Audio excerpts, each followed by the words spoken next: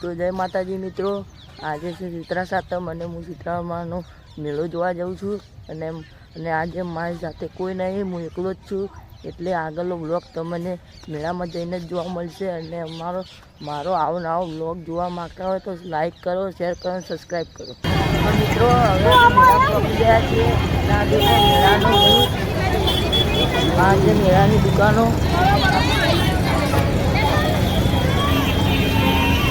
જો મેળામાં કેટલું ટ્રાફિક થાય. ત્યાં દેખો આ છોકરાઓ કેટલી મસ્તી કરે.